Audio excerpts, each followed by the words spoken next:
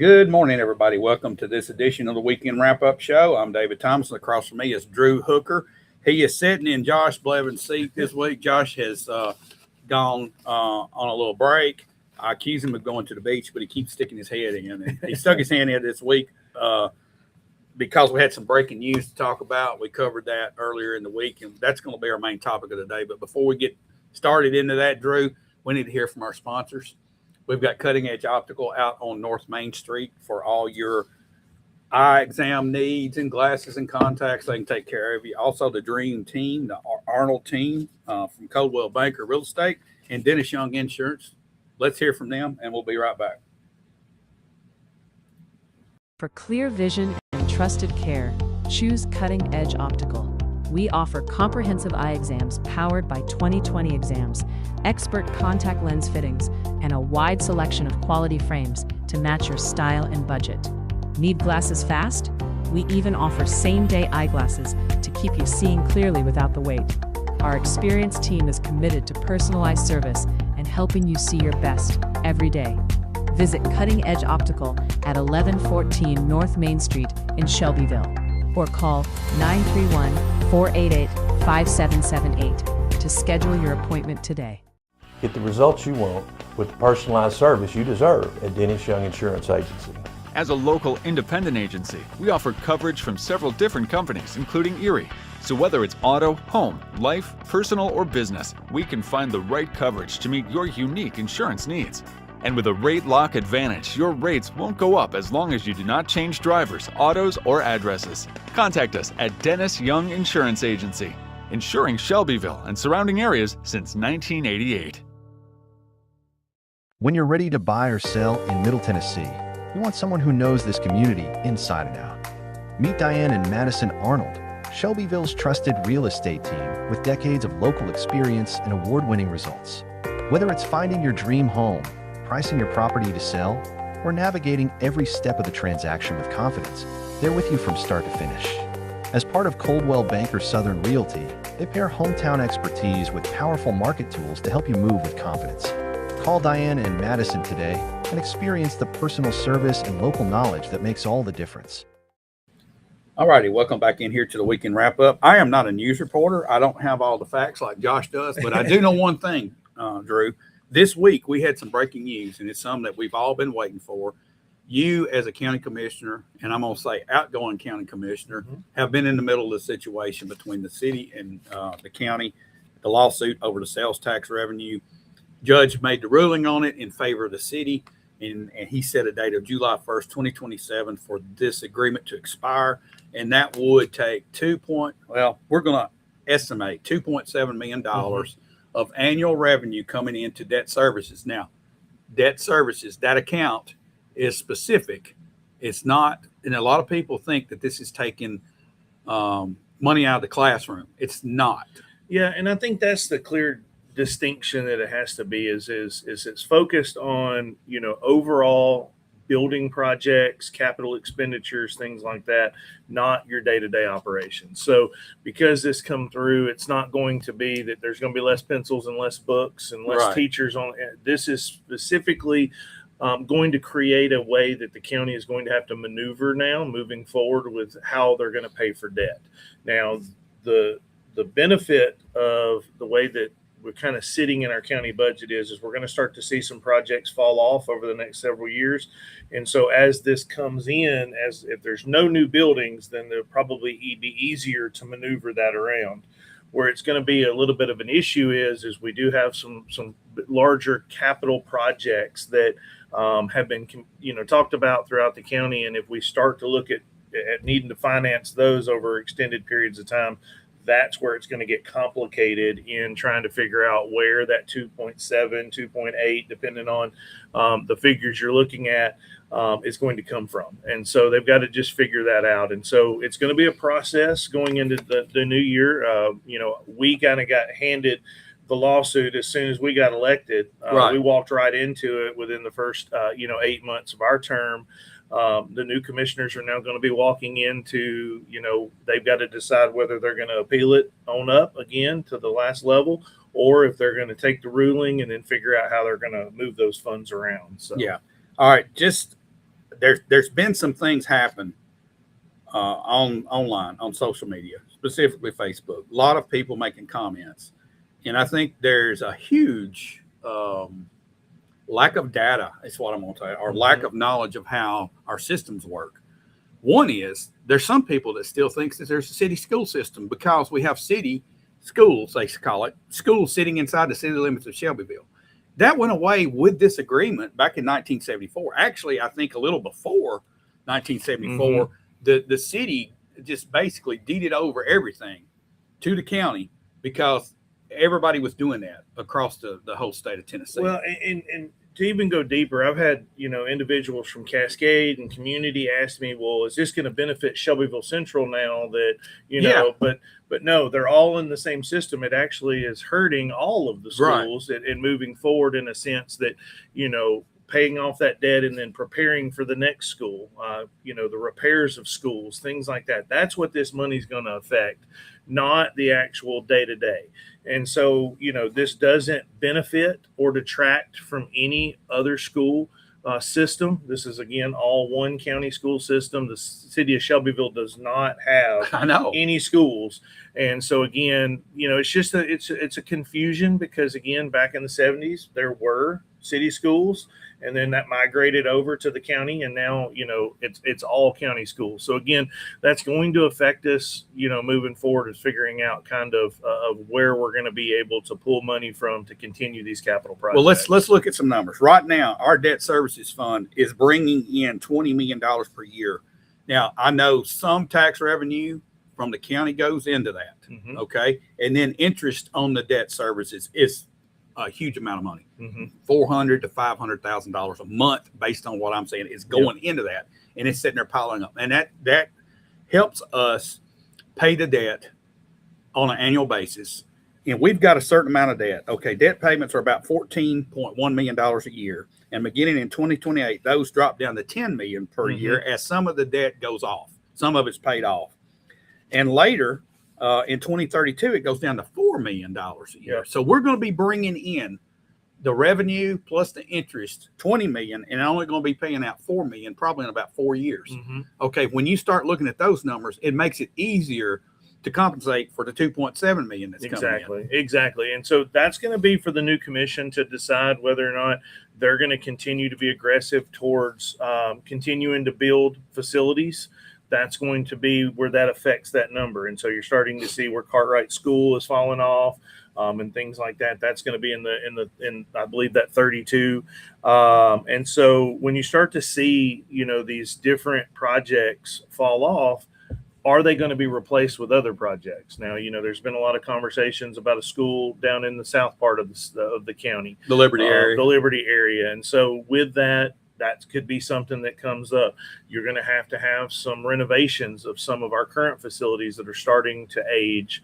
And so you've got to start to have those conversations, early on as this new commission gets in, to find out what that plan is, because now they have this little piece where they're going to be losing out of that 2.7. Now they've got to be able to compensate for that. If they don't add any projects, then again, that's easy to compensate for. But if you start to add projects, now you start to really kind of shrink your ability to absorb that 2.7. One of the most damaging things that I see through this, Drew, is the fact that you've ever heard of the Hatfields and McCoys in West Virginia, the family feud between two families. Right now, we don't have that taking place here, but we have the Hatfields against the Hatfields. and that's unfortunate because you see people, I have property in the city and I live in the county. So I feel like, we're all in this together.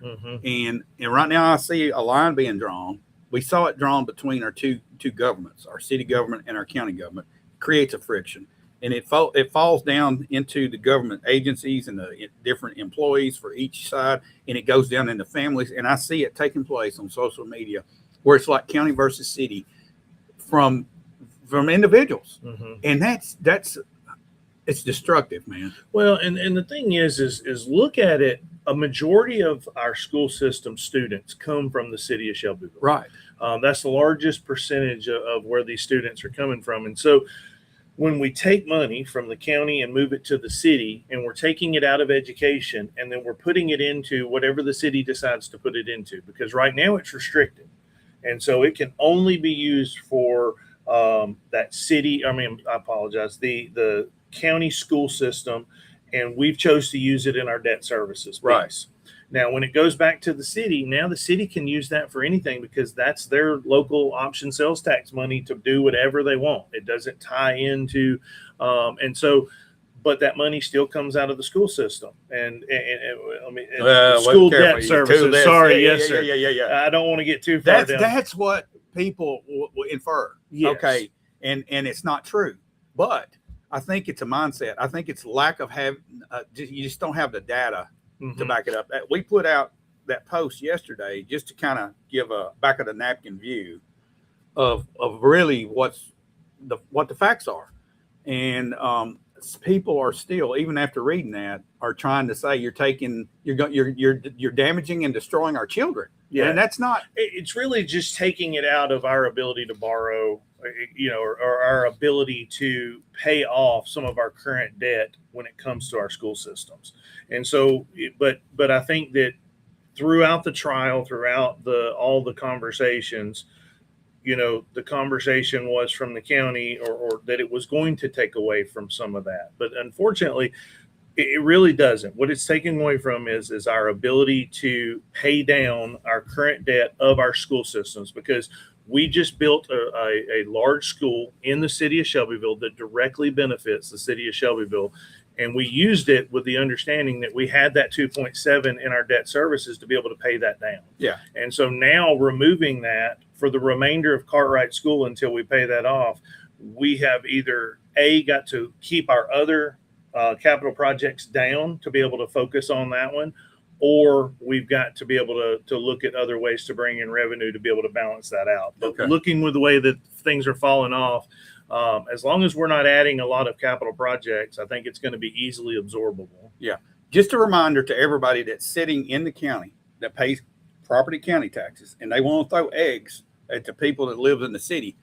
The people that live in the city live in the county. Mm-hmm. Okay. And that's something that people are confusing. We're sitting in a building that's sitting in the city of Shelbyville. Mm-hmm. It also sits in Bedford County. Well, guess what? We're paying county property taxes. Mm-hmm. So the mindset that the city people in the city are not helping fund education is totally off base. Mm-hmm. I mean, it's just mind blowing. As a matter of fact, some of the highest rates, some of the biggest percentages are coming from people that live in the city of Shelbyville. And it's frustrating to see this argument. Sometimes people, don't understand. When you live in the city, you have both representation from the county and representation from the city. When you live in the city, your school system, your ambulance service, your emergency management, your 911 service, all those are county services, but they service both city and county residents. Right. And so it's sometimes very confusing because you don't understand exactly what your services are provided by both the city and the county. Okay, Connie Hasty, why does the city need all this money? I assume you're talking about this sales tax. That's $2.7 million a year. That's not a lot of money when you start looking at it. You got all types of things that are expected out of the city, and county people. I'm saying, me for one, I've got grandkids that play ball at the park complex. Mm-hmm. Okay, we're utilizing city facilities. That's got to be paid for. If you live in the county, you're not paying city property taxes. No. Okay, so you can look really, which is the raw deal. You can do that, but you're not. I'm not going to go down that path. Well, and again, I did not knowing enough about the city's finances, you don't understand what their plans are moving forward. And so again, you don't know what they're going to be utilizing that for. Are they going to turn around and do a tax decrease to be able to try to take in that money? You don't know what their plans are, or I don't know what their plans are. But again, there is a large number of items that the city does pay for that the county residents do benefit from, and vice versa. How about we just call it a wash? That the $2.7 million a year is going to cover some of that. How about we just call that a wash? And understanding that a lot of people come to the county They do business with people in the city, Mhm. and those businesses collect taxes. Those taxes are gone to the state, and then they're funneled back here, and it's spread out. Let's just call this a wash, and everybody get along and quit trying to split hairs, man. Well, that's one You thing know? that I hope to challenge the new commission coming in, the new mayor, this administration, because we have got to be able to sit down between the city and county when there is a disagreement like this and come up with a happy medium that will work for both the city and county. Because again, like you said, we're all in the same team. We're both benefiting the same Yeah. constituents because you're a city resident, you're our constituent in the county. And then if you live in the city, you're a constituent of the city. And so again, mutually beneficial, because that same moving the money from county to city doesn't benefit the individual citizens. What we need to be able to do is have a conversation between the city and county to be able to make sure that we are doing what's best for the constituents, not necessarily what's best for the governments. Right. And that's sometimes what we forget. Yeah, oh, is yeah. It's got to be what's beneficial for Yeah. the citizens. And so I challenge the new administration coming in and Kurt Cobb to be able to get a relationship with the city and maintain that relationship. And then when something like this arises, it should be dealt with long before we have to go to a court. Yeah. And we've got to be able to work together. And I believe that that's everybody's focus. I know he mentioned that in his campaign early on, that was one of his focuses, was to have a better relationship with the city. And I hope that happens. And the same thing with the commission is to have that same conversation with the city council, to be able to have a great relationship where we can sit down and work out differences very early on before we ever get to Yeah. a point where we feel like we have to litigate. One other thing Connie Hastings says, it will raise everyone's taxes 10 cents on the dollar. 10 cents on the dollar would be a 10%. I don't know what you're talking about exactly there. Maybe she's talking about 10 cents of property tax increase on our property values coming up. I don't see how in the world you could take this 2.7 million and say we're going to have a tax increase. I No, just don't I see how think- you can do it. Proper manage of our money moving forward, we should be able to absorb that without a tax increase. And that's going to be because we're starting to see Yep. debt fall off. Right. Now, where you could see that tax increase is if they do drop off this debt, but turn around and add more Right. debt on top of that. That's where the conversation's got to be. And so we as a county have to decide, what we have to push off maybe a little bit until more debt falls off. But I don't see that this ruling initially requiring a tax increase. It's going to be what we do moving forward that's going to adjust that, whether or not we have to have a tax increase or not. All right. Changing the subject.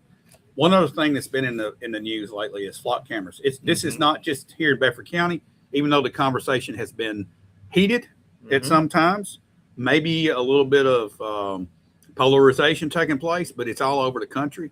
And I know we've got a lot of discussions taking place. We did a little article, put up a poll, and basically came back. I think it was about 56%. They were totally against flock cameras because of privacy issues. Now, I'm not at that level, but I am one of these that I think it's a great law enforcement tool. There's no question. Mhm. Law enforcement needs to have access to this data to solve crimes. I get that. After that, where it goes, the way the privacy settings are set up, for instance, if I'm going, let's say I go to Florida and I go down there 2 or 3 times a year, and I do business at a bank, Mhm. a bank down there. Let's say I go and let's say it's Wells Fargo, just out of the blue. And I go in there and I get cash to spend on my vacation. Okay, my location's recorded down there. Then I come back to Tennessee, and then I'm back in Florida on my next trip, and this bank gets robbed, and they saw that I was there months later. That data's there. I'm on their hit list already as a suspect, just because I've been there before casing the joint. Okay. Mhm. Even though I might have been doing business, but that type of information there, I know the old saying goes, well, if you don't have nothing to hide, you don't have to worry about it. That's invalid, in my opinion. What's your thoughts on the flock system? I will tell you, District 1, we have probably seen in our county probably the largest conversation about the flock cameras in the city of Bell Buckle, or the town of Bell Buckle. There's been a lot of conversation about it. And so I believe that there is a valid benefit to law enforcement of these cameras. I think where the question comes in is the warrantless, intake of all this information. My questions and the questions I had when it came in front of the commission is where is this data stored? Who has access to it?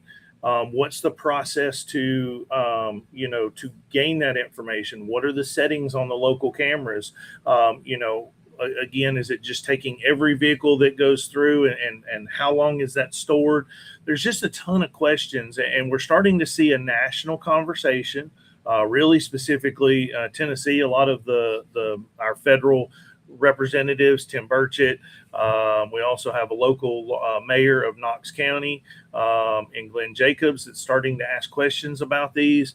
And so I think that there's fixing to be a national conversation as to whether we need to start putting some guardrails up as to what they can and can't do, because you're starting to see these pop up everywhere. It doesn't matter how large or how small the city is. You're starting to see dozens and dozens of these cameras in all of these rural counties throughout Tennessee. And so there's tons of questions behind it, but we don't need to discredit. There is a benefit to this. Oh, absolutely. But here's the thing. Again, this goes back to polarization, and we need some balance. You can possibly be, honestly, a lot of people follow this, that they see the benefit to law enforcement and want law enforcement to have all the tools they possibly can. But at the same time, I should be able to go to Florida and somebody sitting with a camera shouldn't be watching me. If I should have the freedom to go hide, I should have that freedom in this country, because that's the way this country is founded. I should be able to go hide and everybody in the world not see it. Not that I'm trying to hide anything, but if I want privacy, I want privacy. Well, and we've not seen it locally, because I think we have some of the best police and sheriff's departments around. But nationally, there have been cases where the police departments have misused these. Yep. And either arrested the wrong individuals, or in a situation to where the actual police departments have used them for personal. And so that's not been very frequent. And I don't think that's something that we're going to have to deal with around here, but those are questions we have to have and conversations. And so I hope that we're starting to see a federal conversation, because I think that's where it's going to have to originate from. And then start to put some guardrails up to start requiring warrants and start requiring, more transparency when it comes to where this data is stored.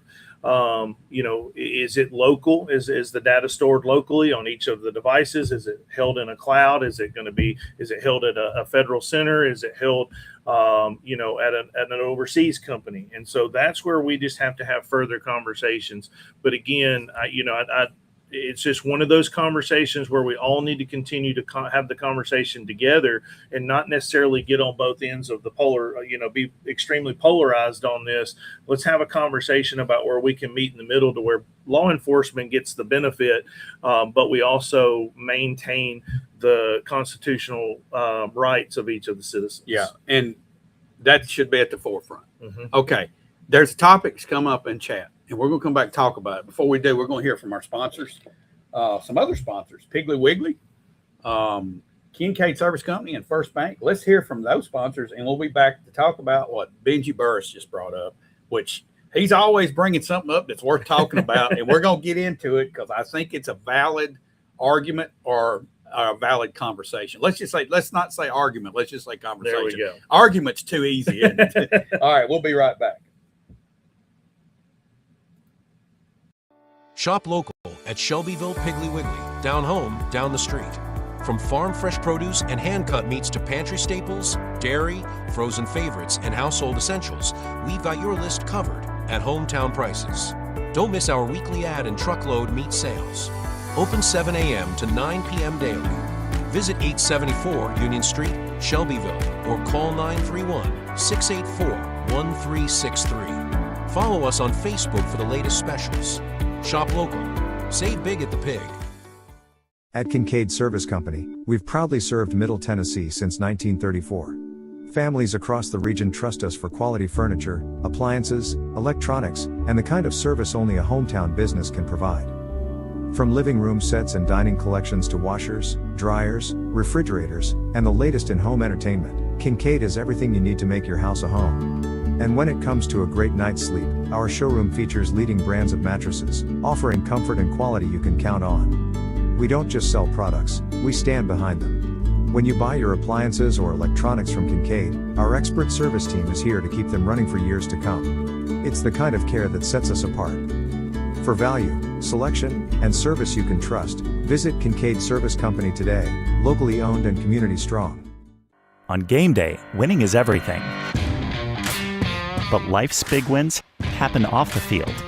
When you win a heart. When you win their trust. When you win their respect. First Bank's community banking is perfect for life's big wins because of what we're big on. You. Make us part of your team for life's biggest wins. All righty, welcome back to the weekend wrap up. Benji Burris, he comes in, he says, is it time to study and take a closer look at a metro government? I'm going to say Benji's got a great thought pattern right there of even thinking about that and bringing it up. But when you bring this up, you'll hear both sides, and I'll say county and city. Oh, no, we can't do that. It takes power away. I know. You know, all right. and So what do you think about it, Drew? Well, there's only 3 in the state of Tennessee: Nashville, Davidson County, Lynchburg, Moore County, and Hartsville, Trousdale County. And so the thing is I think this gives us a great opportunity to explain the duplication sometimes of services. Yeah. You have a city police department and you have a sheriff's department. Yep. You have a city fire department. You have a county fire department. You have, city works and county works. You have a city power company. And I know those are separate entities, but again, just still when everything gets separated between city and county, you start to see a separation of those services. But again, that's 2 fire chiefs. That's 2 police chiefs, quote. That's, a lot of duplication of training and a lot of duplication Let me of say facilities. It's called redundancy. Yeah. And the definition of that is unnecessary duplication. Mm-hmm. Okay. So if it's not if it would consolidate and cost less and be more efficient, why wouldn't we want to have the conversation? Serious conversation. And again, being a county commissioner, I have to be careful, but I think it truly is a restriction of power is what it ends up being. Yeah. Is when you put everything together, you have you would have one county commission and not a county commission and a city council. You would have one county mayor, not a city mayor and a county mayor.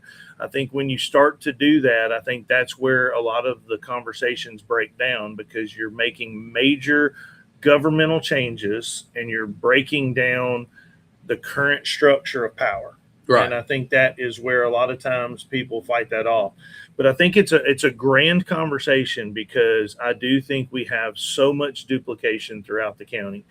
And then you have services that are only on one side, which are your ambulance service, your emergency management, your 911, your school system. Those are only on one side. But there is a large number of departments that do have the ability or that are redundant in a sense of how will we spend our tax dollars. And that should be the conversation.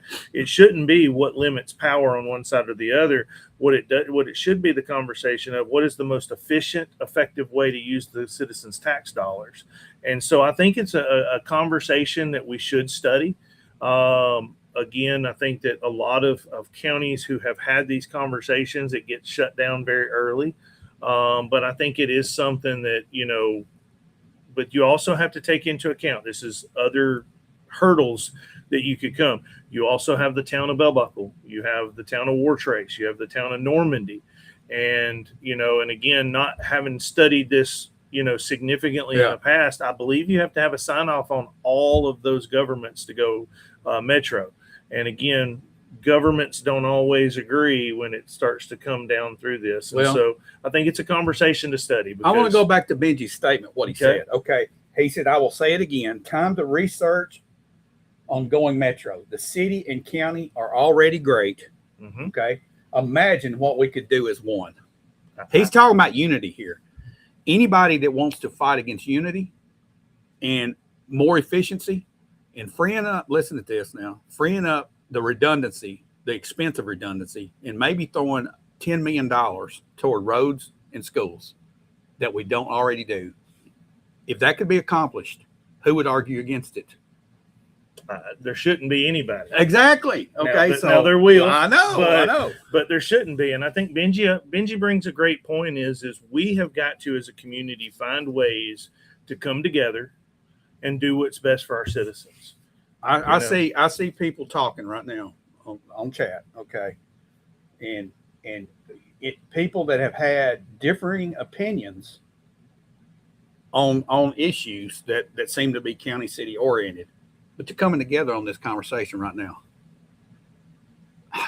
To me, it just looks like the natural step for not just Bedford County, but for a lot of other counties that are facing the same things we are. Yeah, I mean, I spend a lot of time all over the state in different areas, and through my company, we work with a lot of local governments, and we see this constantly where we have to go to the county and we have to talk to them about something. Then we have to turn around and go to the cities and talk about the exact same thing that would benefit both, but because it comes at a different angle for each one of them, it creates a lot of hurdles, and it creates more roadblocks when it comes to growth and limiting those redundancies. And so I think it's a grand opportunity to have that conversation because I see huge benefits to it. Do I see challenges? Of course, but I think they're all obtainable challenges that you can have a conversation to find out where that falls. And I think it strengthens your school system because now you have more resources that can go into schools. Right. And I think we all agree. I don't think that I've ever seen, anybody fight against that we need to do better for our school systems. And so if this is something that could improve our public safety and improve our roads and improve our schools, which I think it would impact all three in a positive manner, I think it's a conversation to have. All right. Connie says the county will lose representation. I'm not sure how that could be possible because it would be Bedford County Metro. Mm-hmm. It would be County Metro, not City of Shelbyville Metro. Mm-hmm. It would be County Metro, like Moore County Metro, Trousdale County Metro, Mm-hmm. Just the county seat is Shelbyville. I don't see how the only thing that people would disagree about and have a reluctance is what you said earlier, the relinquishment of power. Mm-hmm. That's all it's going to be. Everybody's got to lay their prides on the table, and that's hard for some folks to do. All right. It's an interesting topic, Yeah. and I always love when Benji comes out with that Yeah, because, again, I think his direct point is unity, and we need to be finding ways that we can come together more and more. And that would be an outstanding way to do it. All right. Let's talk about some events that are coming up. I'm going to shift gears here. Last night we had Jamboree second place with some high school football teams. Cascade had a Jamboree. Mhm. Shelbyville Central had a Jamboree. I'm not sure about what community did, but I'm sure they were active last night as well. I believe so. Next week the season opens, so a perfect opportunity for our community to gather around the sport and come together. Okay. Well, And we've forget got about all this crazy stuff. we have some great sports teams across this county, and all three school system, all three major high schools have great schools and great sports teams. Your middle schools all have great sports teams, and I do agree that there's a great opportunity to get everybody together and get to watch some great football. I mean, we absolutely we cherish our football in the South. Oh, absolutely. And we're blessed to have some great football at all of our locations. And I was at the Cascade game. I'm coaching over there this year, and I believe that we have an opportunity to be pretty good this year. And I think Shelbyville has always brings us strong. They have a ton of athletes, as they always do. Community. This is Tidwell's second year out there, and so rebuilding. he's going to be, kind of continuing to build his system. And so I think that there's just some grand opportunities across the county to be able to pull people together and really have a great conversation around, a sport that we all love. So, all right. One other thing.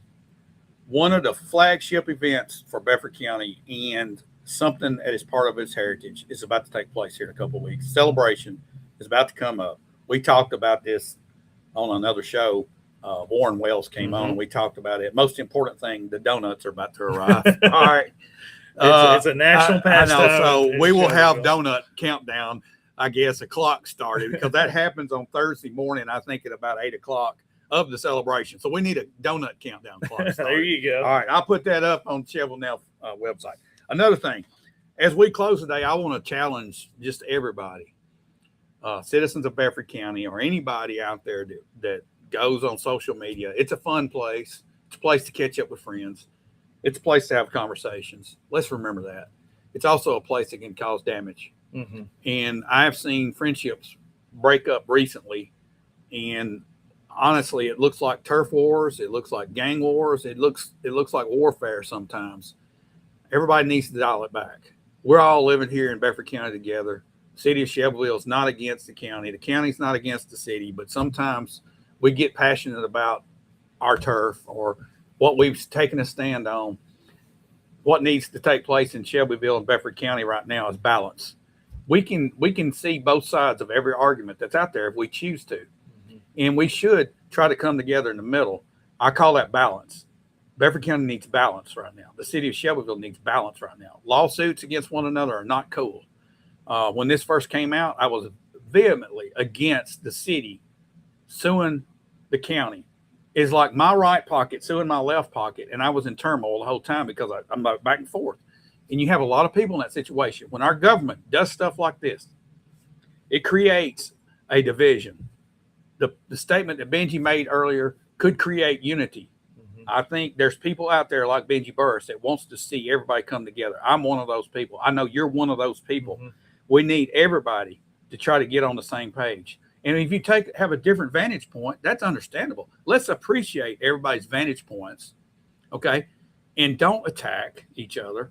Let's have civil I've had to block people because they've tried to hijack conversations or be hateful or call somebody a name, and I will continue to do that on Chevrolet Now. But this platform, Chevrolet Now platform, wants to hear vantage points and wants to have civil discussion because I think it's important for us to have open discussion. What say you? And I think that's the key is it's having civil conversation. You can disagree about a subject, but you have to have respect for each other to be able to have the conversation because, I have disagreements with other commissioners, but I will tell you when we get done with the meeting, I shake their hand and we go on about our day because what our goal is to be able to, do what's best for each other. And we're all neighbors.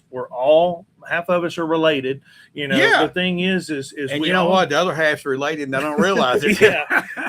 But at the end of the day, we've got to be able to have hard conversations and not make it personal. Yeah. We've got to have hard conversations and make sure that we put our point out, but that we also listen to the other points as well. Because there's been times that I've gone in specifically that I am against something. But the more and more data I get, the more information I get and the other perspectives that I hear, it starts to sway or change my thought process because I hear the other side. And I think that's an encouragement to everybody in our community that when we have disagreements, when we have differing opinions, that we listen and have a conversation on both sides. And so, we've got some really smart people in our community. Oh, yeah. We've got some passionate people in our community. But we have to be able to come together and have a conversation. And so now that election season is behind us, thank the Lord. I know this one was one that, that kind of took a turn and a lot of times for the worse. But I hope that we can take that election season and put it behind us. And now it's time to govern for the ones that won. It's a time to support the ones that governed for the ones that lost. And be able to work together and move forward to be able to be for the betterment of Bedford County. That's it right there. Let's define what govern means. It means taking the will of the people and bringing it to truth, bringing it to reality. And the will of the people is, I think, 3 or 4 things. They want a safe place to live. Mm-hmm. We have institutions in place to do that. They want a place to raise their family and educate their family. There's that part. The peace, the safety. They want good roads, okay, and that's infrastructure. They want that. Those are the basic pillars of a place that you want to bring your family up. And I think everybody can agree on that. How we get there sometimes comes in different paths, but we can get to that point without killing each other. Well, You know. it comes with conversation, respect, Yeah. and being open to other ideas. Right. I think those three things are how we achieve that. But we unfortunately described everybody Yeah. outside of politics. But Yeah. but in all reality, I think that this is a grand opportunity for this new commission, this new administration to embrace both sides of every argument, take in as much data, and then do what's best for the citizens of Bedford County. Right. And then the same thing for the city as we go into election season for the city at the end of this year. Same thing Yep. as we move forward. We can never forget that from our representatives are just that, representatives. All right. Well said, Drew. Thanks for sitting down.